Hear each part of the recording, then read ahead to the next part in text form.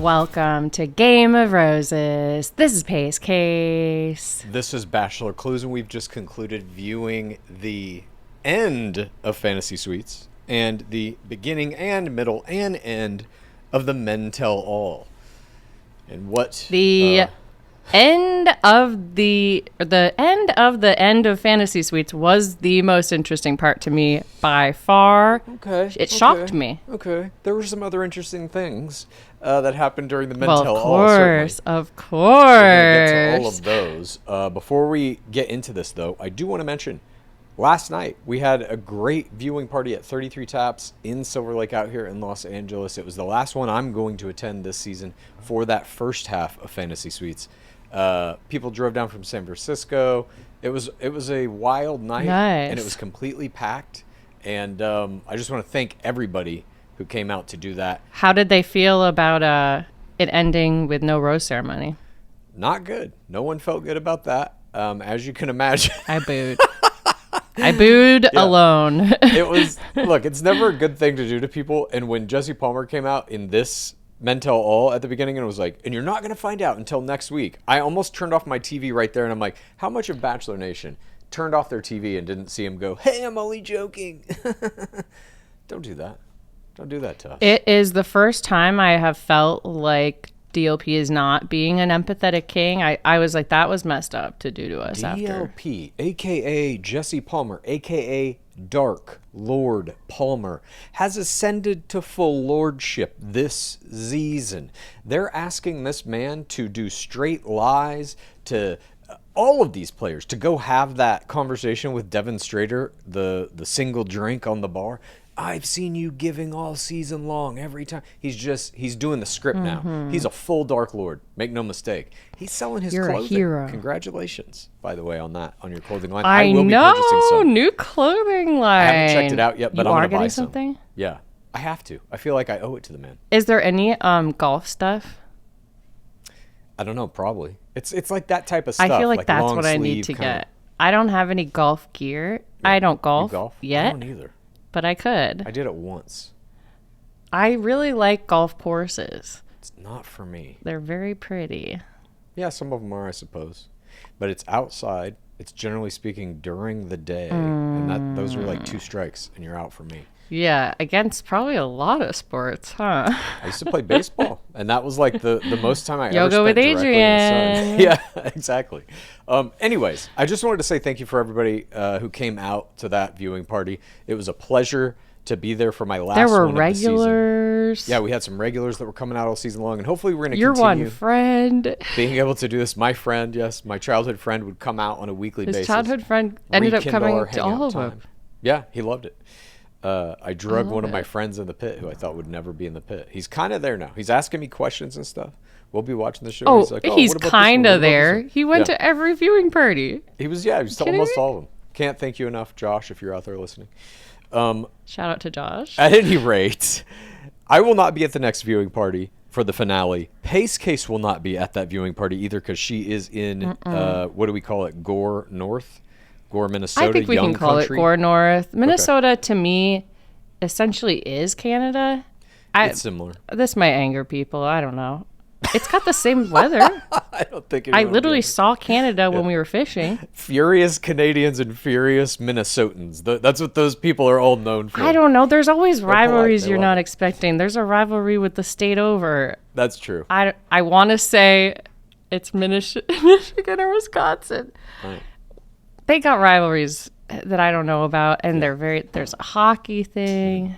I'm learning the lore. Speaking of rivalries, we are down to, after tonight's episode, our final 2 guys. They will be appearing in the finale next week. Again, I will not be at that viewing party, but there will be a viewing party at 33 Taps in Silverlake. Anya, our brilliant social media manager, marketing director, and kind of wearer of all hats, will be there to be giving out some prizes, playing some little games and stuff. It's very fun. I really was blown away by how much fun that I had this whole season doing these watch parties. And we're looking into... Yeah, it's definitely a highlight of 2020 Gore for me. Me too. And we're looking into where we can do it for Golden. in Los Angeles. It is probably not going to be at the same 33 Taps because they have a prior thing that does Wednesday nights there. So we might go to one of their other locations in LA, but we'll be keeping you updated in all manners with all I have some leads on Minnesota too. Ooh. We're working on it. A young country We'll viewing see. party. Absolutely fantastic. Well, that's all of our business. Now let's get into this Pacecase. Are you ready? Let's go. This is Game of Roses. Game of Roses. All right, we got our episode 9. Wait, Clues? Yeah. Can we just talk? I know this is before we're even getting into it, but can we talk about that it's the final, who the final two are? Sure. Just an immediate reaction. My immediate reaction is twofold. One, I think Marcus is somehow there off the strength of his PTCs alone. He is making errors left and right this whole season. I don't love you. I'm not there. This and that. Any other player would be gone. I don't know how he's sustained this long. And Devin is the exact opposite. He is a player who should not have made it past week 3, and he is in the finals due to his play alone. I know they both have allegations. I literally feel like he could win the ring now. Yes, I do too. But regardless, we had our last player who, as far as I know, doesn't have allegations. The last clean player. Or shit going on. Is out the game. Clean. Well, but he wasn't as good as the other guys. However Marcus is doing it, I don't know, but yes. Justice for Jonathan. I think part of the reason they announced early was so that no one would be wanting Jonathan to be the Bachelor. 100%. Because, yeah, doesn't he seem like the more regular choice that could have been made here? The victimization edit was pretty incredible. Yeah, I don't know. But he didn't cry, really. He kind of took it in stride. I mean, we're getting ahead of ourselves. We're getting ahead of ourselves. Yeah, you're right. He might not have given enough. Player, and that I am very much looking forward to. Yeah. Oh, my God, I know. I can't wait. All right, so let's jump into it. Speaking of Grant, this Men Tell All / Fantasy Suites conclusion episode begins with this opening of Grant Ellis, your incoming Bachelor for season 29, on the phone telling his mom that he is indeed going to be the next Bachelor, the next man to place the crown atop his head. And his mom's excited. She's like, "You're kidding me." And he's like, "No, I'm not. This is real. I hope you and Grandma will watch." It's very wholesome. It's beautifully done. It's so wholesome, but I had already seen it on Instagram. Yeah, I don't mind it. To me, it's the same thing. Social media and reality TV are kind of like they're two hands of the same. I don't know what the analogy is here. I'm trying to make up weird shit. It's not working, but you know what I'm saying. Two sides of the same coin, I think, is how they say it. And I didn't mind seeing it. I had seen it before also, but like, it was good.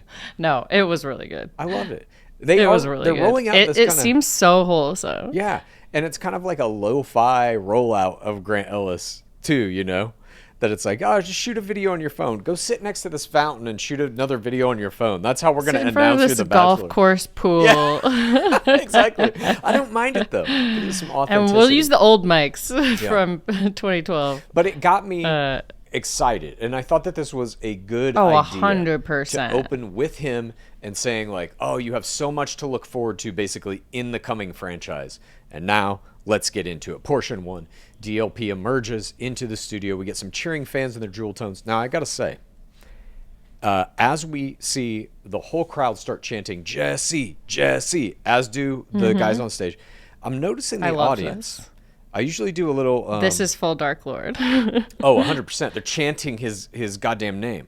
But also, it's a little sporting. It's a little NFL thrown in. At any rate, I'm scanning the crowd. I usually, when I am watching the show, I like to see if there are any guys there. I go on a little bit of a dude hunt. I didn't see any this whole episode. You do. I didn't see any. What? Did Not you? One? I might have missed one. Good for us. I don't know. I might have missed one. But yeah. Get him out of there. No, I thought it was a very interesting choice, I guess. It's just, it was a powerful image. I mean, isn't it? You've been to one of these things. Noah Erb is there. Those are players, though. So was Doughton. So was Ivan Hall, I think. At any rate. He was. Interesting. Yeah. Interesting. Is he must be good buddies with Noah Erb or something. I don't know. At any rate, I guess. We move on, and DLP They welcomes demonized us. him. They did, yeah. Yes.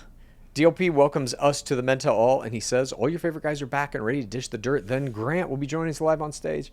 And he says, let's get into it. Here's the guys. Back row, Ricky, Brian, Hakeem, Brett, John, Jeremy, Thomas N, and Thomas A. I thought Jeremy in the back row was an interesting choice. Front row is Dylan. Right? Aaron. What was that about? I don't know. I don't think that's ever happened. He got a hometown. I know. He was top 4. Front row, Dylan, Aaron, Old Aaron Herb, Sam M, Spencer, and Sam N. And he's holding up a prop. He's got his rugby jersey that used to say Jen's husband on the back. Now it reads Jen's ex-husband. I was like, these producers were trying, hats off to you for the attempt, but he shouldn't have had this. It added nothing. No, he shouldn't. I was confused. I was like, oh yeah, I guess that was from his date. I didn't really remember it. We get some, what does everyone think about Jenn? Oh, isn't she great? Mm-hmm. Well, after we've introduced all of the guys who are here, we're going to go back to the show. I thought they should have introduced the guys after this. 100%. You finish the first game, and then you start the next one. This was then you're like, wait, strange. Who is everyone? Exactly. It disorients. I've tuned in to see the last 15 minutes of Fantasy Suites. And then, if that's good, I might watch the rest of the Men Tell All. I think that's how most people view this. To do it like this, you probably had people checking out as soon as they started seeing those guys. Yeah, you're probably right. I think you got to give us what we want. They were like, oh, it's not the real show. Exactly. Yeah. At any rate, he does kick it back to the document after even making a joke that we're not going to find out right now. And then he's like, just kidding. Here it is. That was my wowie moment of the week. Yeah. DLP, how could you? And that joke. How could you? We're going to buy all your clothes. I know. And then he treats the fourth audience like that with this horrible joke. At the resort, Devin walks the hallways. He ITMs that he loved level 4 and she didn't love level 4 back, and that hurts. He needs to know how she feels about him. He needs to talk to Jenn.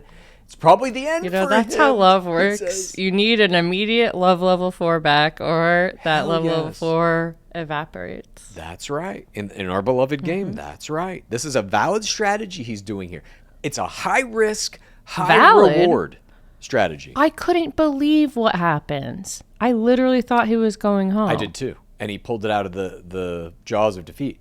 He even says it The way he pulled it out made me think he's ring winner. I agree. It's very hard to see him losing. I also really, really hope he is. His allegations are of a lesser nature. Yes. It's probably the end even for him, he says. He recognizes how scary this play is, this strategy. And then we get the same footage that we saw on the last night of Fantasy Suites, where he does the knock-knock and walks in, and she's like, hi! And he's like, oh. He goes in, she can tell he's not doing well. He asks her to be there with him through this tough combo he needs to have, and he tells her that he's in a weird headspace with his feelings. He's doubting where her head's at right now, and should have brought this up in the Fantasy Suite, but he knows how hard it is to wear the crown. He puts it back to her. He's like, I was trying to be empathetic of your whole stress and situation. And he mentioned that he's been in other relationships where he's not the priority. He feels wanted, but not needed. And he's risked everything for her, wants to get the end, doesn't know how he can get there. He love level 4s her again. I love you. Proposals are next week, and he still doesn't know where her head is at, and that scares him. This was about as good as you can do it. Now, you're almost never guaranteed this will work. Usually you do something like this, it's like, well, then I have to admit we aren't where we need to be. Let me walk you out. That is what usually happens after one of these types of strategies here. Devin pulls it out, though. Devin pulling out this love level 4, getting immediate tears from Jenn, who apologizes, says she doesn't know how to be in a healthy relationship, and then love level 4s him back, was my play of the game. Yes, his love level. Holy shit. I wrote down this extraction of a love level 4 from the crown before Fantasy Suites Rose Ceremony was my play of the game. Yeah. It is an extraction. That is the official terminology. But this really is the culmination of something he started in Fantasy Suites. hinting at it, even on the date portion of the date, and then well into the night portion, and then that next morning saying, he definitely hinted to camera. Totally. But he even like was dropping little things like, I just needed to know how you feel. No. And then when she left that morning, the last thing he said to her was, I love you. And she was just like, thanks, bye. So it was kind of okay. ever present without directly saying, you need to tell me. Even here, he doesn't say, I need to hear you say it. He's just like, I don't know where my head's at. And she's like, listen, I do love you, you dumb idiot. Or something. She calls him like that. I do freaking love you, you idiot. She hugs him. Finally, when it gets to that point, it was a beautiful play. You just don't really see something like this ever. And that's why I'm saying, I guess technically it's a make me stay. Yes, it is a make me stay. Yes. But it's beyond that, because it's asking for a love level 4, which, again, I cannot remember seeing this. I can't remember ever seeing it before. Either. And that's what I'm saying. Like, Devin Strader, I don't know what his ultimate legacy. I don't know how he will be remembered in our beloved game. I know how he will be remembered by me. And that is a player who is so adept at these kind of high risk strategies that he just never made a misstep. He had multiple villains triangulating on him and double attacking him when it was like... fought several people. Yes. And they just laid waste to them. I've never seen anything like quite like it. That meme he posted. Yeah. Of him as the Grim Reaper coming out of Grim Reaper. Old Aaron Erb going and past Thomas the doors. Yeah. Oh, God. So funny. He really is a fantastic player, and my hat's off to him this season. Whatever happens in the finals, like, I will remember him most from this season. He has definitely established himself as, I think, the greatest player this season. I mean, time will tell. We have, one more episode to go, but can't see myself giving any of those awards to Marcus. Yeah. And then even after this, they're love level 4ing all over. She love level 4s him. He love level 4s her. They get a bunch of kissing. They're feeling closer. More love level 4s. One of the most successful knock-knocks I've ever seen. I've never seen anything like it. I remember when Pilot Pete and Kelsey Weir had that was little the bit other of a impressive knock-knock. one. Yeah. This was not in like fantasy suites, though. This wasn't to go into the finals. This was like some regular season week. She knocked Peter Weber with a similar kind of like, I just need some kind of reassurance type thing. And he's like, hang on a minute.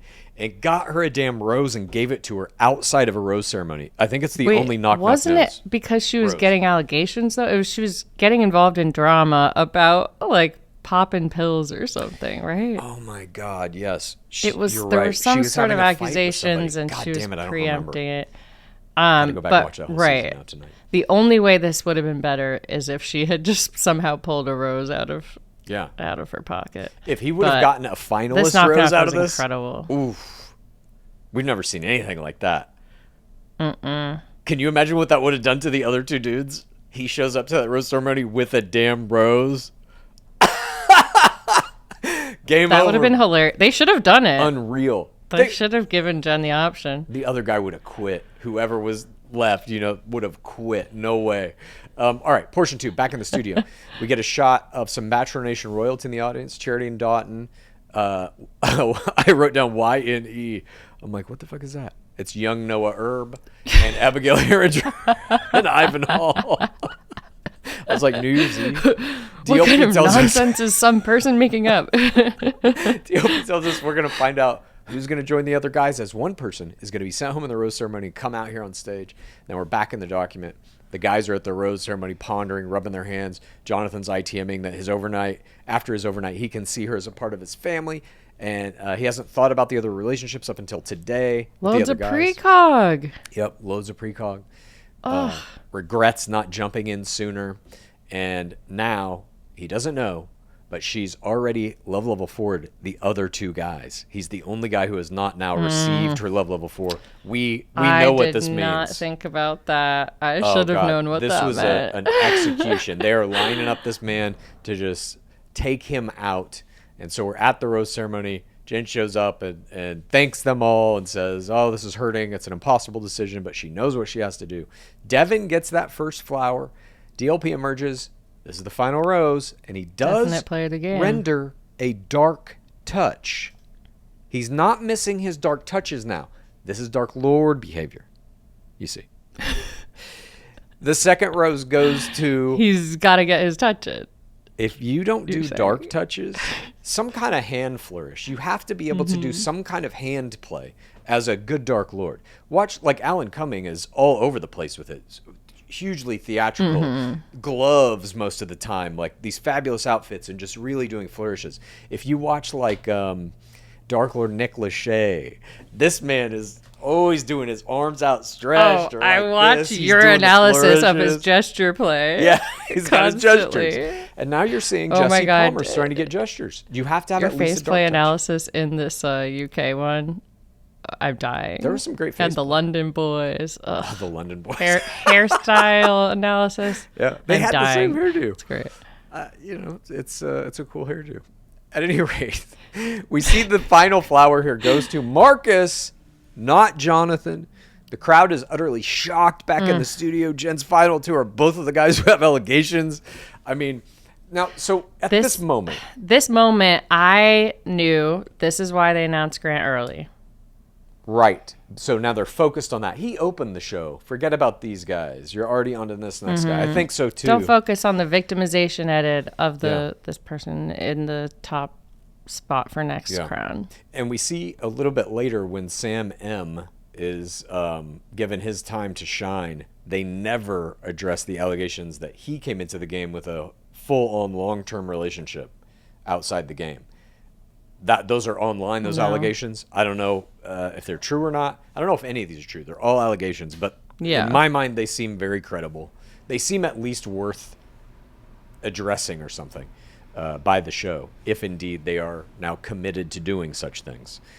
The Sam M treatment kind of made me think, I don't think they're going to say anything about any of this. This episode made me think they ain't saying anything about anything. Yeah, me too. I think that's how the season's going to go. Yeah. God. Is she going to pick Marcus? I don't know. I don't know. They have done a good job, I must say, of cutting up whatever the hell is going to happen in the end. I have no idea. She's going to tell somebody he can't propose, but that could mean because you're out of the game and I love the other guy, or it could mean because I'm going to propose, or it could mean... I'm proposing to you. Who knows what it could mean. It could mean I need to date I still both of you am kind of sticking by that original theory that it's her proposing, but if she's doing it to Marcus, it's not going to be fun to watch. No, it's going to be difficult. I agree. I agree. It's an interesting season, to say the least. Yeah, it is. But we see here, Jen takes Jonathan to the dumping bench. Jen gets rid of the last clean man. Yeah. He tells her, I think you were perfect for me. Does a very 4TR exit. She appreciates his friendship. He produces tears. And yeah, you're saying he's not a tear player. There were tears right here. Yeah, a little bit. Oh, post-mortem. Yeah. He produces tears in the limo. Regrets not opening up. Yeah. And it's like, he can see an amazing future with her, but he messed it up. It's right in front of me. He keeps saying this thing. I'm always standing in my own way, not letting myself be happy. Back to the studio. DLP says, there you have it. Jonathan will be there in studio to discuss the dumping. And we have our final rose quotients of the season now. These are your two finalists. Devin is at a 2.875 and Marcus is at a 1.75. So Marcus is blowing him out of the water here. I believe he got a few more. Rose quotients are pointing to Marcus. Yeah. I don't know. I don't know if those things mean anything other than, again, just looking at their ability to get these high-value roses. Devin had a couple of rose ceremonies where he was down in, like, the 9s area. And that's just going to... You get 2 of those in a season, definitely, you're done. like... But to me... They used to have it where the ring winners would always get the first or second, and now they purposely mix it up. But I also think it speaks to, like, those early rose placements in the rose ceremonies. Producers are coming up with that list, And if you're in the middle of the pack, if you're getting a 9, it's a person that they just are like, whatever. They don't care about that. Like, they don't think... They just see you as a floater, kind of. If you're at the end of the rose ceremony, if you're the last rose given, that means you're involved in some kind of drama, and you're the thing that we as the audience are waiting to see if you get kicked off or not. So that's going to be the last person to get a rose. And the closer you get to that, the more likely it is that you are that person. If you're near the top... And that you're going to go home next week. Yeah, exactly. If you're near the top, that's usually a good indicator that the Bachelor or Bachelorette likes you, because the producers get to say basically like, okay, who are your top 2 or 3? All right, Johnny, Jimmy, and whatever. They write those names down, and that's usually somewhere in that top mix, just to assuage the lead. Oh, look, we'll give you this. You had to give the group date rose to this guy and this rose to this guy. Because it affects them. We saw it discussed in the last episode. Yeah. Of how I felt when I was the last flower. Exactly. So, at any rate, we get back to the studio. DLP greets us, and Jonathan is now sitting in the front row. We ask him to go back to the beginning. They make a joke about him revealing himself on night 1. Ricky here jumps in to say he wished he would have had his ass out too. And I'm like, who the fuck was Ricky? He was a night 1 guy. He was a night 1 guy. So was Brett Harris. I was surprised by Ricky being the first talker of the group. And he was popping off. I appreciate what Ricky was doing here. He was getting into every conversation he could, and he got some screen time. There were dudes sitting up there who literally got no screen time. Yeah. I mean, always. That's rough. We get quick pops with some of them. DLP calls out Brett for getting the most love on social media, and we see some signs in the audience. It's a Brett summer. And then they share Brett's DMs. Now imagine this. You're a night 1 guy, and they're like, read these DMs. You're such a stud. You're so hot. If you need comfort, I'll be there with open arms and an open mouth. Is this The Bachelor? Or Too Hot to Handle? Hi, do you do foot content? He hasn't yet. These are humorous, certainly, DMs, but they paint him in a positive light. Flashback to Bachelor season 26 when they made yes. Clayton Echard read mean tweets about himself, and he was your bachelor. Now they're letting a night 1 guy shine with stuff like this. Here's what I don't get. You're giving out Paradise invites. You're saying he's the most popular on social media. Why isn't he getting a Paradise invite here? He's playing ball reading this shit. Well, he may be in a relationship or something. We don't know. The only people that are getting invites on the show are people that are going to go to Paradise, that have told the producers already, yes, I will go. That's the thing I wanted to bring up that we were talking about before this. When is Paradise shooting? It usually shoots in June, I think. So they have to stay single for 1 year? Until next June, basically, yeah. Whatever that is, 10 months. Oh my God. Yeah, I know, it's brutal. The cycle, it's just brutal. I mean, I'm sorry, babe. I got an early invite to Paradise, but I'll see you on the other side. Listen, we've been having a lot of fun these past couple of weeks, but there's something I need to tell you. I'm going to Paradise, so sorry. I got an expiration date on this. Yeah, exactly. Don't get too attached. We then get our drama reel, and DLP checks in with Old Aaron Herb. We see Hakeem starting to deliver some of the most beautiful faceplay I've ever seen ever. It was a clinic. That man wasn't... there wasn't a second that he was on stage not giving faceplay. From 1,000% to maybe... His lowest was like around 10% faceplay. He was never all sorts without of faceplays. Also, a wide variety. When they put him in the box he watching... worked for it. We'll get to it. No, fuck it. I'll just say it now. When he was watching the promo for that Mormon Housewives reality show, and they put his head in the box, they were literally like zooming in and out of his face, like hypnotizing you with his fucking faceplay. And I'm like, Hakeem... That might have been my faceplay of the game. It was not mine. But it Hakeem, was up there. If you're listening, your Hakeem Moulton does like recap videos on his Instagram or like reaction videos to Bachelor stuff. So he'll play like a little clip from Bachelor and like be reacting to it. It's hilarious. Hakeem, if you're listening, I saw because his mentor Grant posted it on Instagram. Yeah, exactly. His mentor who helped him also find God. There was so much in that.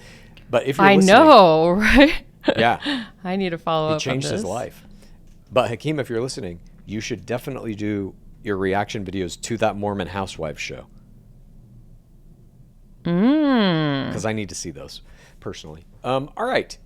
Interesting. We get this thing where Brian starts coming after old Aaron Erb, forcing him to say who he was talking about, because he said, like, you can't trust anybody. He dropped his parting grenade and it was like, none of these guys are good. And she's like, who are you talking about? You got to figure it out. And then Brian's like, you should have said who you're talking about. Devin, Sam M. Who was it? Spencer. And then Hakeem loses his mind. And Spencer's like, bro, I don't even know you. And we get some early fireworks here that I wasn't entertained by. And Spencer goes, or Hakeem goes, Spencer is amazing. Yeah. I love this. He's here for the right reasons, he says. He gives him a literal 4 TRR. Oh, and then the book. Brian says, Older and Herb, you need to go back to Australia and read that book you gave. And now we have just some straight acting. None of this is real. None of this is real. That book is not real. It was manufactured by producers. There has been deep research done into this. And the name of the person, there's like misspellings on the jacket. The book doesn't exist. If you Google it, you can't find that book anywhere. And but how do you know he didn't make it? Who? Old Aaron Herb. The name of the author on it, I forget what it is, but I did a little research. I just watched the credits of the show one night. Oh, right. The name of the author is a similar, almost identical name to somebody who is in like the prop department, basically, that makes props and stuff. So it 100% was fake. I mean, this is CIA shit. This is great. This is fourth audience shit. CIA ain't got nothing on us. Can't get anything past us. Older Nerve says the book wasn't done out of condescension. He cared about him as a person and wanted to give him a resource to help him. A blatant lie, but he's not even playing it for comedy here. He's trying to get away with this one.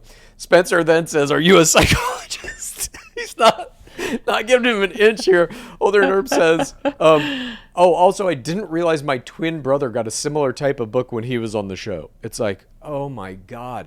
This whole thing has been created because of that. His book doesn't exist without the Bennett Jordan young Noah Erb exchange in season 16 of Bachelorette. When they asked him to do this, he didn't know that it was his brother's play. I think he designed it with the help of his brother and suggested it to producers. I believe this whole thing is an act. But even if what you're saying is true, it still is an act. DLP throws to Noah and Abigail in the crowd, and he asks Noah about the book incident, and young Noah Erb takes the opportunity to call Bennett Jordan a 40-year-old dude from Harvard and poke fun at him a little for being condescending, and he says he didn't think the book was the move to have been made. No one should tell anyone when they're ready. So he does not have his brother's back here. Some age shaming. Yeah. Even though he's the younger brother. Old Aaron Erb is older by 7 seconds. DLP turns the page. He says, ha, ha, ha. He asks Old Aaron Erb about Sam M. And he makes Sam M explain his early love level 3. And he says, or Sam N, sorry. Sam N. Yeah. And Sam N says, I know I jumped the gun. But everybody has their own love timeline. And he brings up Devin and Grant saying, like, a week later, you guys were basically doing it. I just shot my shot and horribly missed. So he is buying himself back here a little bit. I like this guy more now. I get it, kind of. You know?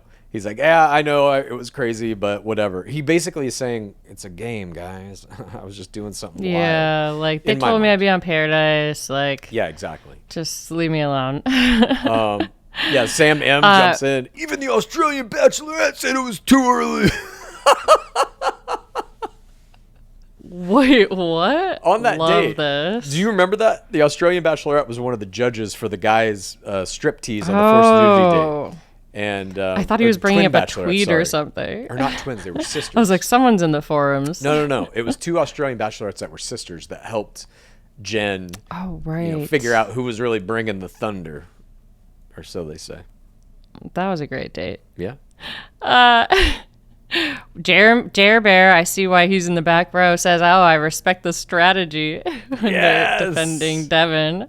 I love that. And then DLP is like, how often did you guys hear keep the main thing the main thing? Dylan's like, every day. Also, best foot forward, 10 toes down, authentic self. He just rattles off all of his little isms back to back to back. I loved that. I loved it so much. it was just calling him straight out for it. And Brian says everything Sam says is words without weight. You don't even know what he means. DLP asks Sam M if he was keeping the main thing. And Jeremy says, yeah, if the main thing was Devin. They're just eating this guy alive. And he's sitting there and taking it. Yeah. He ain't popping off. He's not getting into fights. He's just like got kind of a weird little smile on his face, like, whatever, dude. That's his attitude. Smile. His attitude the whole time is just like, whatever. No, his attitude is sedated, and I think it was the right move. I do too. There's not a lot you can do. And also, like, it's not fun for me to watch a bunch of people yell at one person. No, I agree. Because, again, it becomes that moralistic judgment thing. And it's like, look, you all are playing this game. He's they playing all it how had he girlfriends played it. going in. And all these allegations to, like, pick on him. I just... Whatever. Think he's an asshole. Think whatever you want. But he was just playing the game in a different way. And he did have some good plays. He got basically... And look, he got one of the only 2 hot seats. Yeah, that's true, too. So. I guess he kind of became the season's first villain. Or, like, main villain. Main villain. Yeah. Yeah. But I don't think it was deserved, personally. I just think he had, like, a kind of all eggs in one chemistry basket style of play. And he was just like unable to perform even basic functionality in speech play. He's like, but you can get pretty far with just kissing. Yeah, exactly. He proved that. At any rate, DLP asks him, I've seen it in real life. What's that? Nothing. I said I've seen it in real life. Well, that's good if you can get Never mind.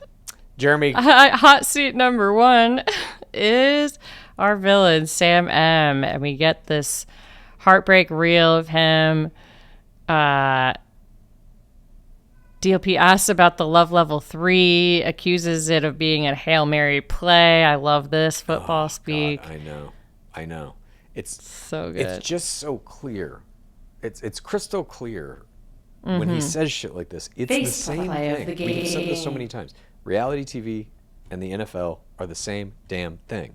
You have an NFL host telling a reality TV guy that he threw a Hail Mary, which is a description of a type of pass in football, to a fucking guy who said, I love you, as a last-ditch effort to try and win the game. It's the same thing. I absolutely love it. We're getting so close to this being spoken about as a sport in a very mainstream way. The sport itself is almost starting to. It's so close. Someone else was talking about like, oh, you know, this really happened and that really brought me over the edge to level 3 or something. I was like, it's exactly how they're talking about all these things.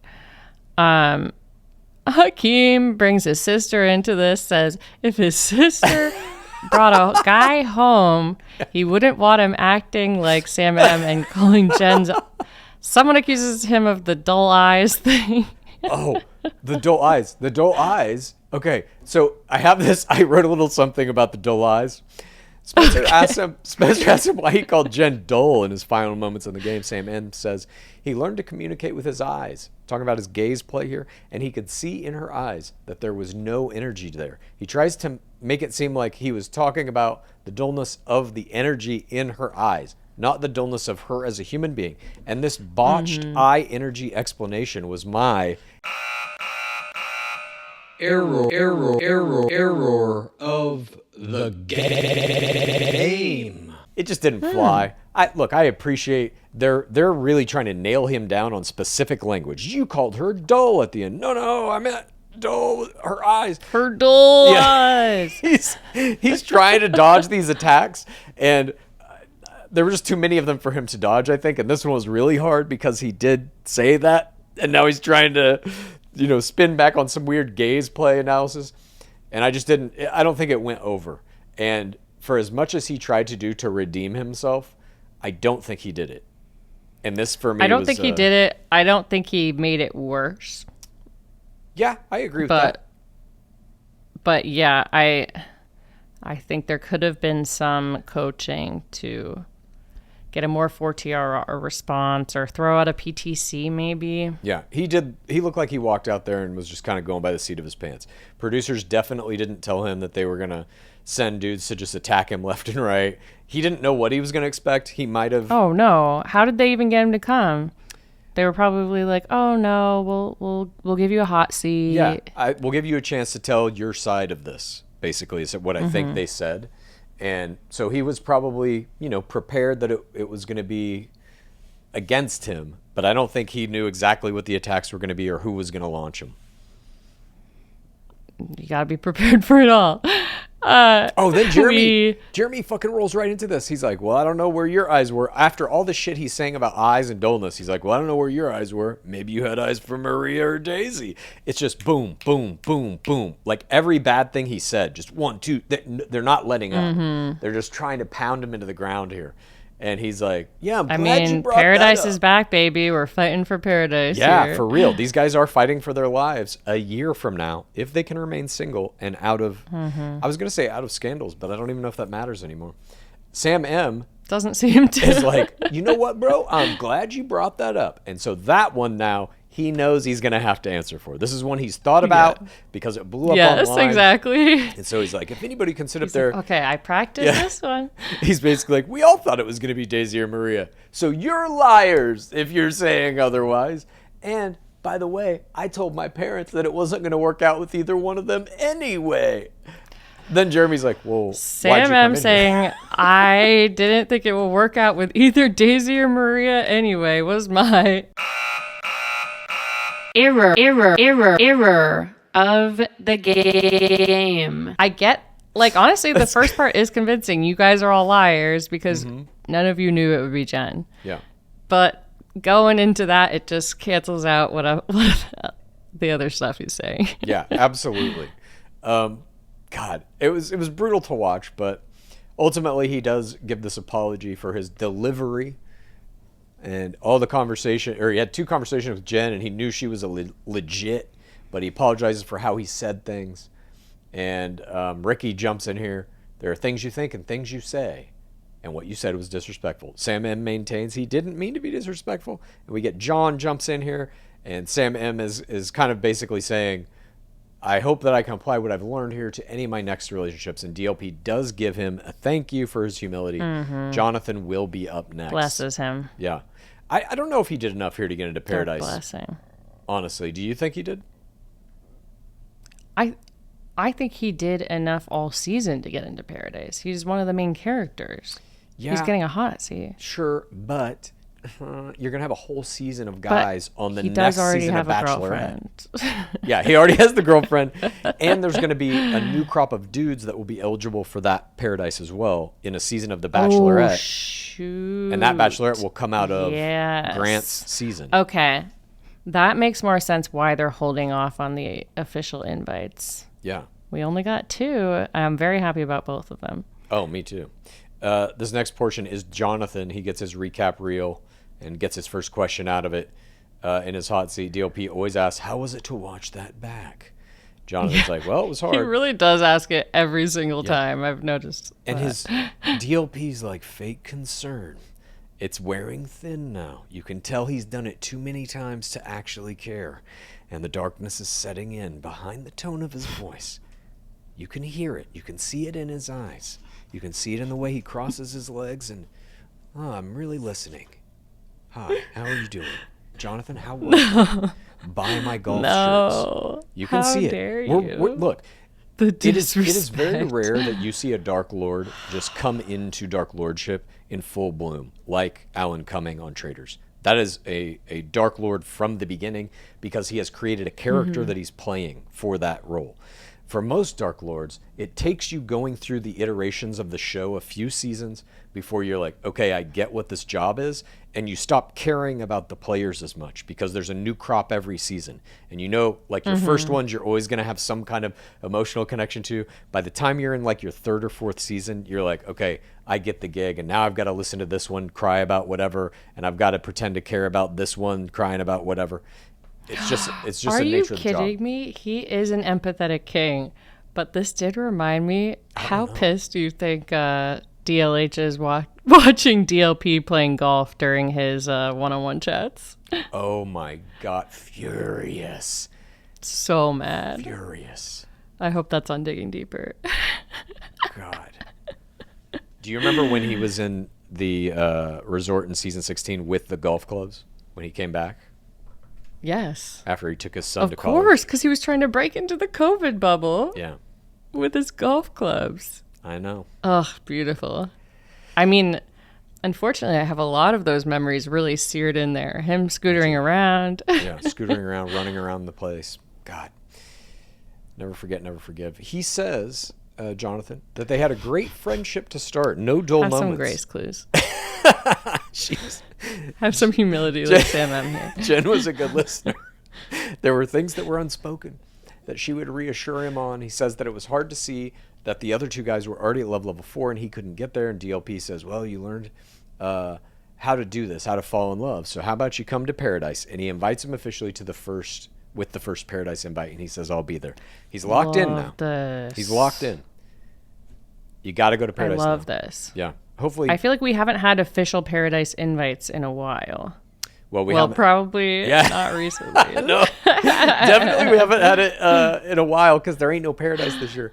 But Jonathan does say he's going to be here. We get big cheers from the audience. DLP asks him how he feels about talking to Jenn later, and he's like, I'm excited. I just want to give her a hug and say hi. Thank you for being there. Next, Grant's going to come out. But first, there's a new Hulu show about Mormon influencers, and he throws to Macy and Whitney from The Secret Lives of Mormon Wives, and we get this first look of the show played there in the studio.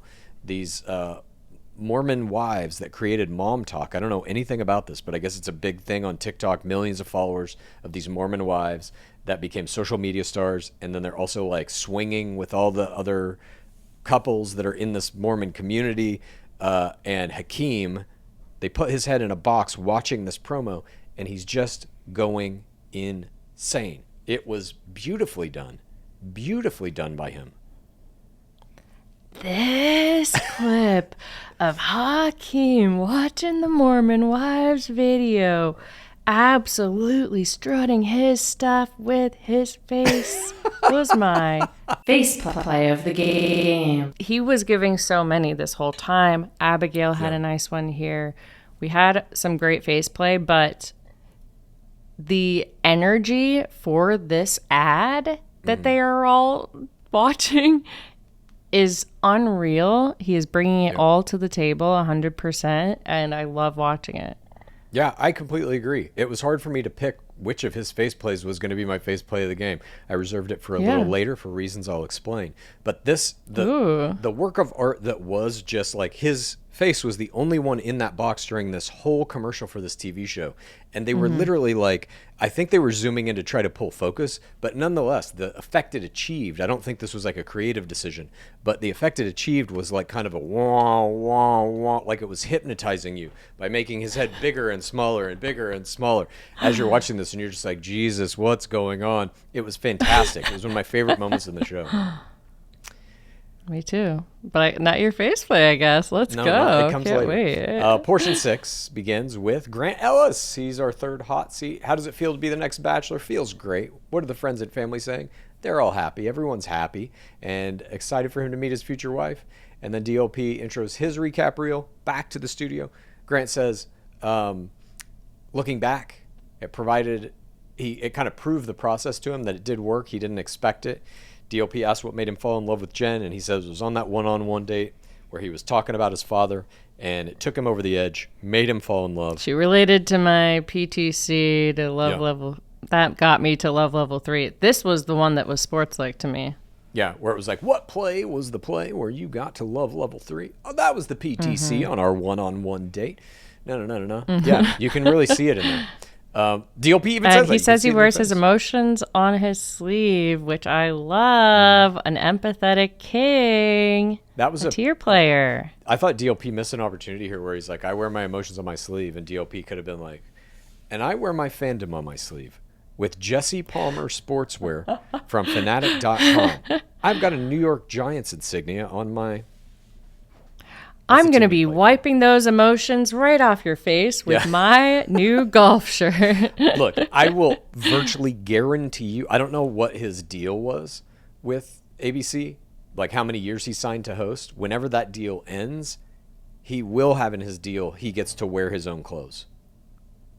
Those clothes are going to be in the show at a certain point. Oh, 100%. Maybe next season. I don't know. They should. I don't know when his deal expires. Manly Rings probably would have got there if it had gone the distance. You're right. You're right. Ron Dark Lord. Maybe they'll go on a group date where he takes him to the factory where they make it. Oh, God. Probably not. DLP says... Anyway, everyone's excited for Grant. They got 10K applicants already. I know. Clues. It confirms what you've been saying, which is that you've gotten so much interest. Yeah. Grant's season, I mean, I'll simply say this. There's Joey Graziede's season. I had the most people reach out to me to want to be coached to go into that season that I've ever had. Grant's is more than that, for sure. And that season was That's awesome. Amazing. I think Grant's is going to be as well. Yeah. Joey's was so good.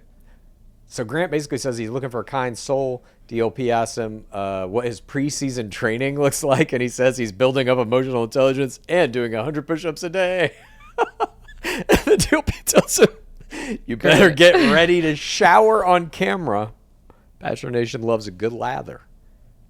I would have cut this. I think, like, I don't know. It's 2024. It's just a weird, I don't know.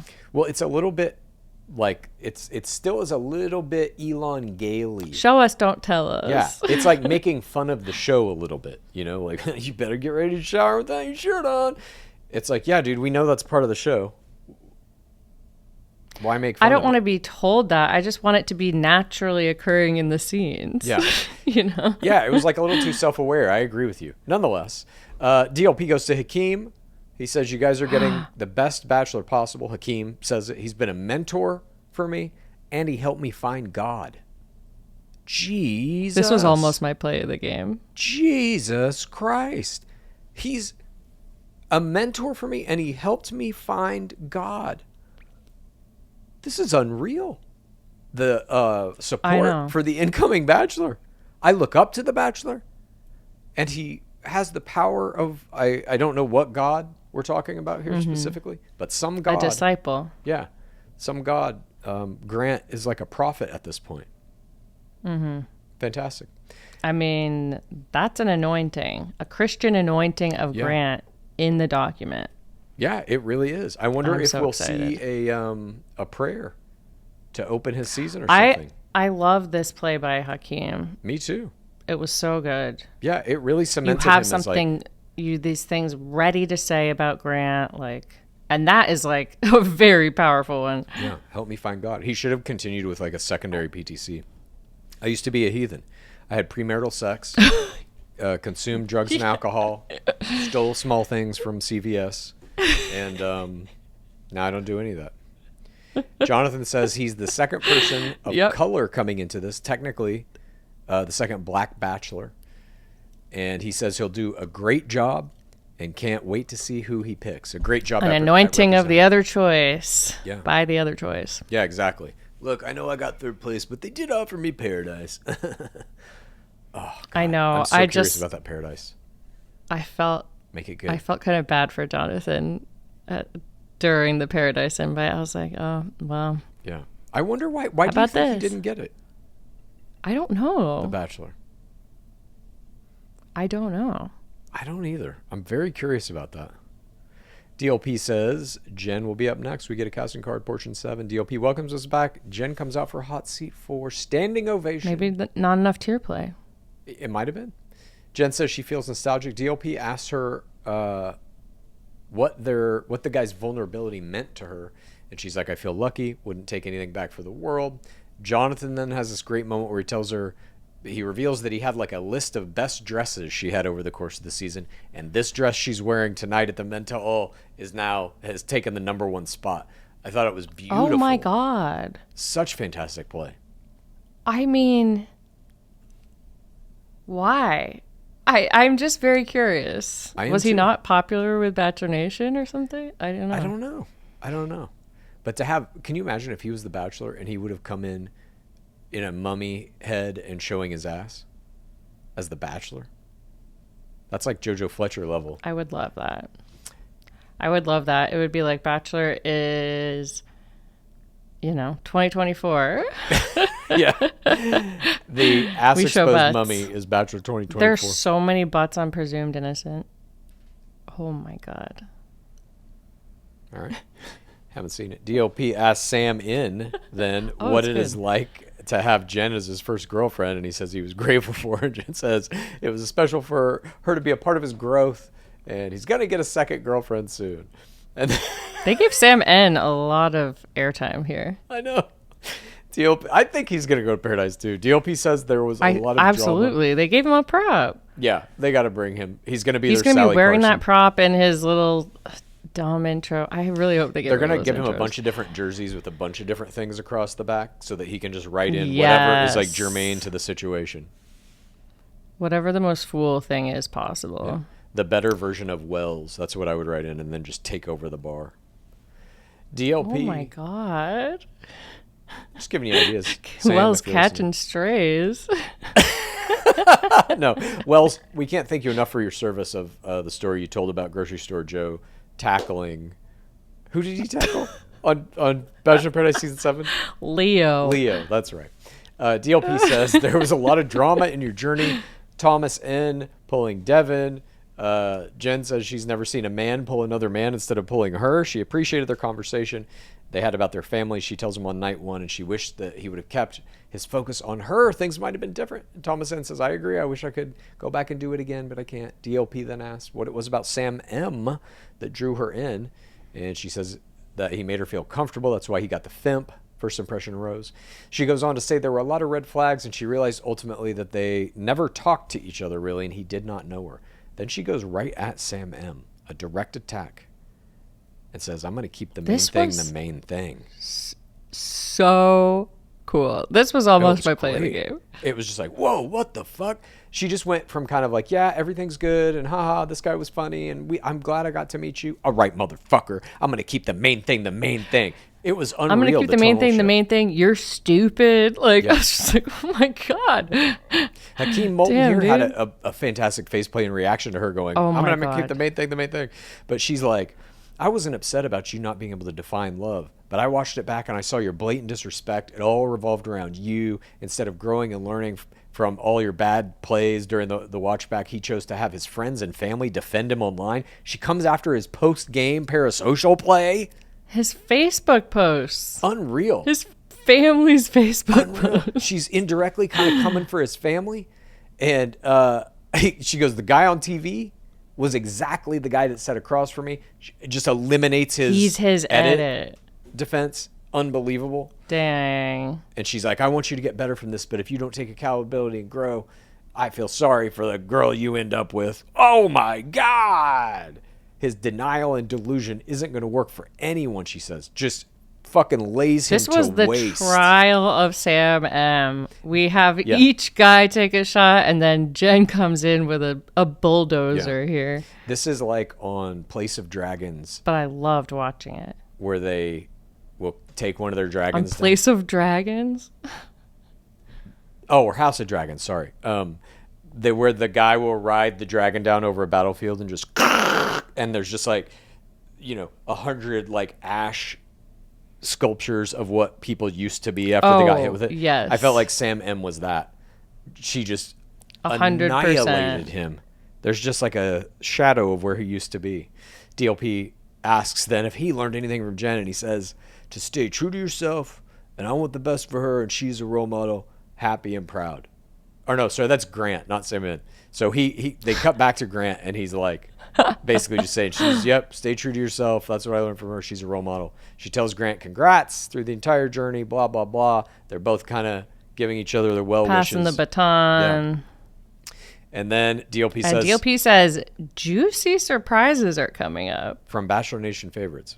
Were there? No. I was like, okay, he gets me every time with that shit. And that's how you know he's a real Dark Lord. I believe... A juicy surprise. He's talking about giving charity and dying a flight? I think so. They probably got a hotel, too. Let's be real. It's not just a flight. And a hotel, obviously. And I bet they booked him like one nice glass bottom boat ride or something like that. Anyway. Juicy. Yeah, there's no juice there. He says later tonight we're going to get a sneak peek of what's to come. And... then he talks to Jenn about being the first Asian American Bachelorette, and she gets to have this explanation of, how she's never seen Asian main characters and stuff. Never been celebrated before. She says Vietnamese culture is deeply rooted in this patriarchy, and her dad made all the decisions, not her mom. And she doesn't want a relationship like that, and it's important to her. I love this. Yeah, to kind of embody those things as the first Asian bachelorette. And DLP. And she felt it was a healing experience, and we know she's talked about this of like her self-shame growing up. And she adds in here that like kissing and stuff is supposed to be kept private, but you know, I can stay true to myself and blend cultures. And we get this blessing from Charity. She tells Jenn she's crushing it, and they are wedding planning to get married in Brooklyn. And then we see pictures of Dotun sick in Greece. I was like, what is going on here? Dotun, very confusing, like left turn this whole time. In the show. Charity is just getting monologues of like, well, we're doing wedding planning and we went on this trip to Greece, but Dotun was sick, but we had does fun Dotun anyway. have a sentence? Dotun chuckles a couple of times and says like 2 words at the very end that were kind of like lost in the crowd noise. I have no idea. He was just so there. Funny. He's just fucking there. I loved it. Just playing it like, yeah, I got the silence ring, play, dude. Like I don't need to say shit. Yeah, I wrote Dotun is completely silent during this exchange. I'm just here so I don't get fined. Yeah. You had to be there to get the vouchers. And then we get this reveal that the juicy surprise was they're sending Charity and Dotun back to Greece. Yeah. This just felt like a very wild left turn in the show. It was the least juicy. I even liked better when they gave trips to everybody in the audience. Do you remember that? Well, I do remember that because that was the last time the DLP betrayed me. Yeah. The cruise ship tickets. Something, I'll and he never said forget. something that's never been done in Bachelor history. Yeah. Which is true, I guess. Look, Technically juicy is true. in the eye of the beholder. Somebody may find this juicy. It's just not you and me. Yeah, you're right. Our hearts are too darkened by years of analyzing our beloved game. We get bloopers next portion, and there's it's blooper time chant from the audience. Yes. The audience is full cult mode tonight. I love it. They're making them do that. The producers are making them say this shit. I just like don't. I'm like, have they ever done this before? Chants? Like, yeah. Not that I've seen. 2 chants, one for Jesse and one for blooper reel. Yeah, so I like it. It is intense in there. It makes it like a sport for sure. I mean, that's like when you hear a whole arena chanting, you know, LeBron's name or whoever's name. It's very similar. We see some kind of standard bloopers to begin this. Hakeem misspeaks about playing a tug of war with himself, and all the guys laugh at him. We see an alarm going off during Spencer's one-on-one time. Jenn's giving nicknames to people. Devin is D-Dog. Jonathan is her medium king. Jeremy is Jer-Bear, of course. We see little medium king. I laugh. I did too. We see Jonathan farting at the rose ceremony, the hometown rose ceremony. Oh, I thought it was Devin. I think it was Jonathan. Oh, I was going too fast. We see on night 1 the guys hated all the drinks. Then we see Jonathan and Jenn are grape stomping in their one-on-one vineyard date, and Jen's foot bandage comes off in the grapes. This was disgusting. Why did Don't they put do that this? in there. Jenn botches some intros. Austin calls her Jess in an ITM. Jonathan gets scared of a bee. The creature dates. And then Devin is hit in the head by something. Some people fall down. Some cameras falling over. I wrote, overall, this is about a 6.3 blooper reel. Had some funny stuff. Yeah. I took points off for the bandage and the grapes. Got to take points off for that. Yeah. And also didn't end on a great blooper. I like them to go out on a big splash. Yeah, I agree. The pace was off. We see an additional blooper then, which is just... No, it wasn't. It was exactly the scene we saw on the show. It was just the show. It was just literally the same exact footage and rude. edit that was in the show this season of the Australian, or was it New Zealand? Were they not? I forget where they were. Australia or New Zealand. They had a group date where all the guys had to engage with some type of an animal, and we see. I think it was in Melbourne. Yeah, I think it was too. And we see that Hakeem has to have the spider. I think they just showed it to show that he had this fear of spiders already. Like, yes. I don't know why they did this. They did. And then Hakeem They're going to put fucking spiders on him forever. They're going to put him on the beach. God. Hakeem. This man's going to be covered in spiders, this poor man. I mean, you already said yes to paradise, so now you're absolutely locked in. There's no way out of that contract without death, essentially. But they are going to put you in spiders. So many spiders. Your head's going to spin. Start getting used to it. Hakeem in studio apologizes for almost breaking her hand, Jen's hand, squeezing it so hard when the spider was on him. He says, never again. DLP says, well, Paradise is coming back next summer. And the off chance you're going to be there could be bugs. I have an idea to help you prepare. And he brings Hakeem up to a chair on stage, not a hot seat. I don't know what you even call this, the spider chair. Hakeem is acting. They should have at least had him come to a hot seat for this. I agree. That reward is deserved. The disrespect. Now, Hakeem is acting like this is not staged. This is acting here. He knows about this beforehand. Absolutely. I don't think they're springing this on him. Because if he's like, no, I'm not doing that, then the whole thing is a bust. And it wouldn't be in the show. A man emerges from the shadows, carrying the world's largest spider, which is what he will claim, in a glass case. And this world's largest Spider-Man was my Jorge Moreno, bystander of the week. This Spider-Man was also my Jorge Moreno, bystander of the week. He puts the spider on Hakeem, and it's giant and horrible, and I can't believe the things that they're making this man do for this official invite, but he does all the faceplay he can, and this spider was strutting its stuff on Hakeem, getting him to make outrageous faceplay and becoming my creature of the week. This world's largest spider was also my creature of the week. Because the world's largest spider emerged from its glass container. And what happened next was nothing short of art. The crowd chants him on. The spider goes on his legs. He puts the spider on Hakeem, and he delivers a symphony of faceplay. Charity is in the audience, poetry. Hiding her face with two hands like this. It's a double hand mirror image face mask play. Then Hakeem ends the spider encounter with a full teeth exposure triple scream of arachnophobic terror that was my faceplay of the game. He had been doing incredible faceplay the entire game, and I felt like this was it. This was the grand finale, the final number where he's going to really show you what he can do. And I agree with the faceplay you're talking about that he did. It was also absolutely fantastic. This one for me. No, I agree with yours as well. It was just the pinnacle. But fantastic work, Hakeem. You showed up and you did everything you had to do. You allowed them to put a spider on you. You better have gotten this invitation, and indeed you did, and indeed you accepted. All good plays. As well as Instagram followers. He had 6K when I looked at his Instagram. That's a disgrace. But they gave tonight him... you looked at it? He has 6K?